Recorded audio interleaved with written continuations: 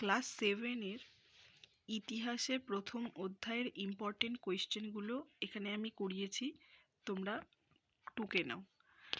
প্রথমটি হলো কয়েকটা ইতিহাসের উপাদানের নাম লেখো, যেগুলি হলো পুরানো মূর্তি, পুরানো মুদ্রা, পুরানো বই প্রভৃতি।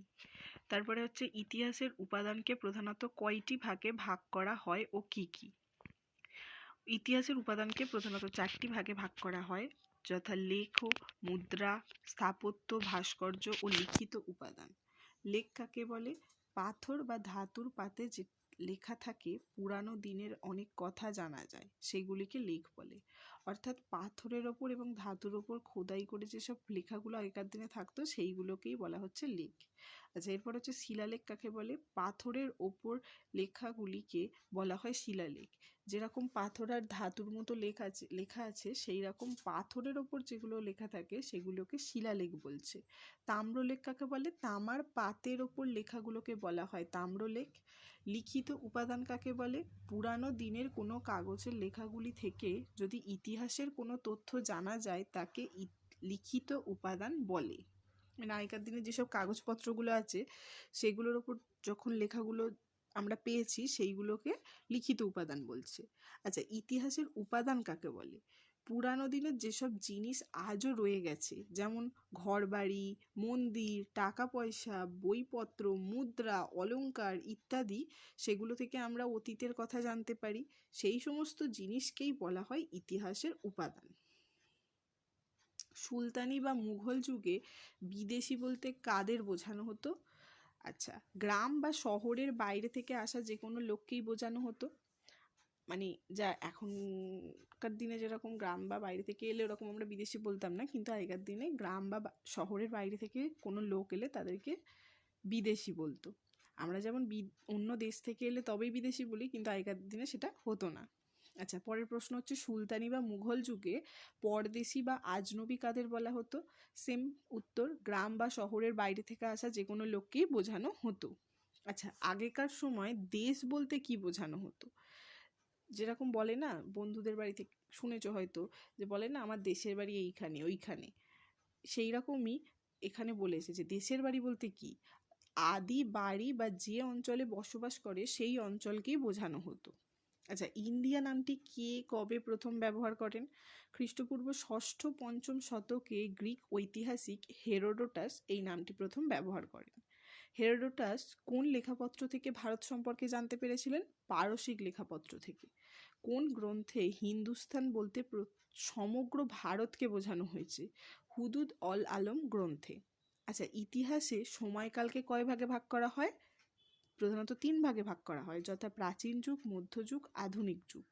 কাদের হাত ধরে ভারতে আলু খাওয়ার প্রচলন শুরু হয়? পর্তুগিজদের হাত ধরে। প্রাক মধ্যযুগ কি নামে পরিচিত ছিল? আদি মধ্যযুগ নামে। বখতিয়ান খলজি কে ছিলেন? তুর্কি সেনাপতি।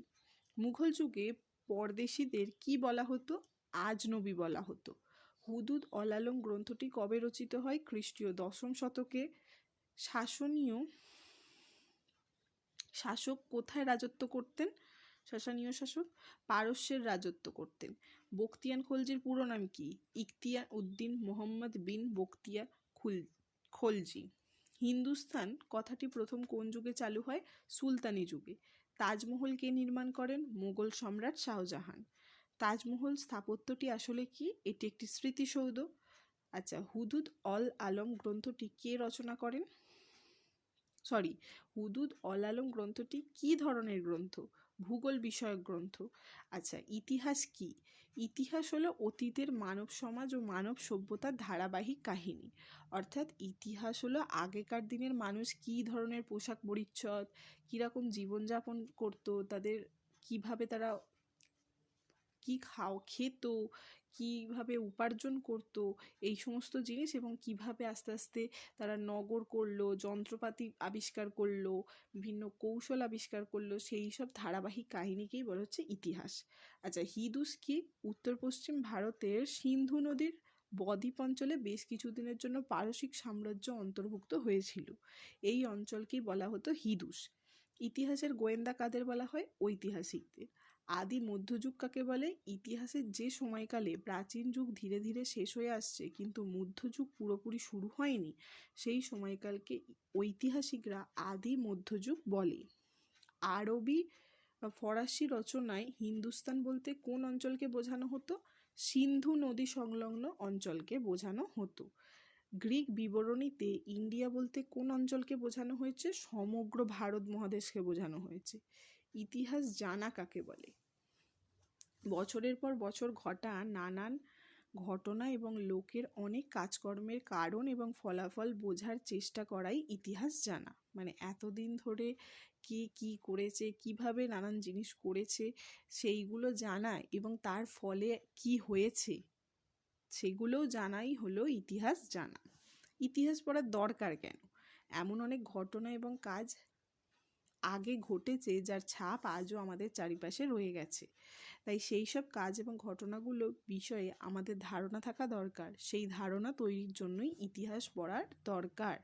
মধ্যযুগে ভারত কেমন ছিল? ঐতিহাসিকদের মতে সেই সময় জীবনের নানা দিকে উন্নতি ঘটেছিল। একদিকে ছিল নানা নতুন যন্ত্র কৌশলের ব্যবহার, যেমন কুয়ো থেকে জল তোলা, তাঁত বোনা, যুদ্ধের অস্ত্র।